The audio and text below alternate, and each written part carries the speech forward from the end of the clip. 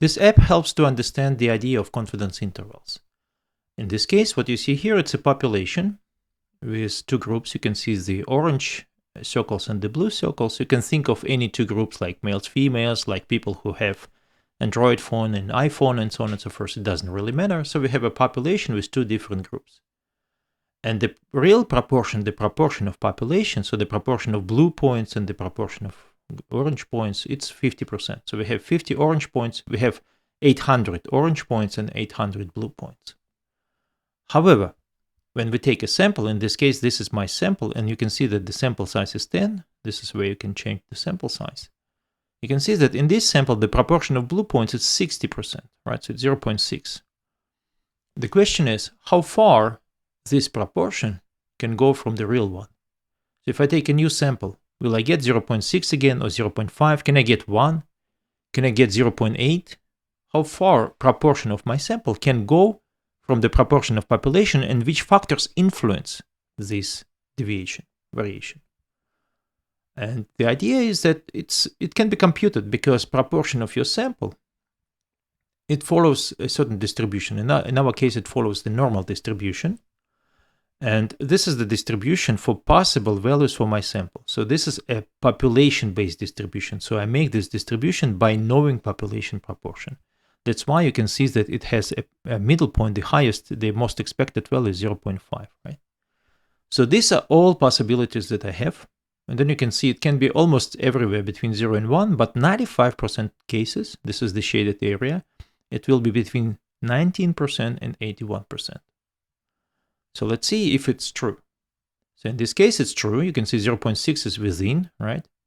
But I took only one sample. So what if I take many, many samples? So you can see it varies quite a lot. The black line here, it's the proportion of current sample, right? You can see, for example, in this case, I have 20% of the blue points. And then if I keep going, if I do it really, really fast, you can see that sometimes it will be inside and sometimes it will be outside.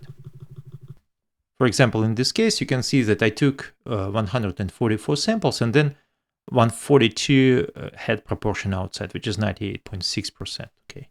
If I keep going and take, for example, thousands of samples, that will be close to 95%. I must say that there is a little trick here. So this normal distribution works if you have a large sample size, like 20 or 40. And in this case, it's the sample size is not big enough to make it a nice approximation. So what if I take 20? What happens to the confidence interval? You can see that it got smaller.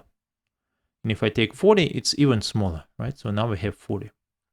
And if I take 40, the proportion is the same, everything is the same. So now you can see if I really take a lot of samples, I will get very close to 95%. So in this case, you can see I took only 33 and it's 94%. But if I keep going, it will be 95%. Okay. And then if I, for example, take a larger proportion, you can see I also have like I shift the distribution. And then you can see, for example, if I shift it even more, I will not be able to use the normal distribution because I will have part of it above 1, which is not possible, right? So it means that if I want to have a proportion of 90, I need to have even larger sample size, right? So it will be I need a larger sample size in order to use this normal distribution. And the same if I want to have a very small proportion, right? So if I take it really, really small, then it will go below 0, which is also impossible. But if I keep it like this, let me make it a little bit larger, perhaps 20%. And then if I take many, many new samples, you can see that most of these samples have proportion inside the confidence interval. So in my case, you can see I took 36 samples, 35 of them had proportions inside this confidence interval, which is 97.2%. Okay. So this is the population-based confidence interval. It tells you where your sample, if you take a new sample, where the proportion of the sample is likely to be. You can do also the other way around. You can compute confidence interval for population based on your sample value.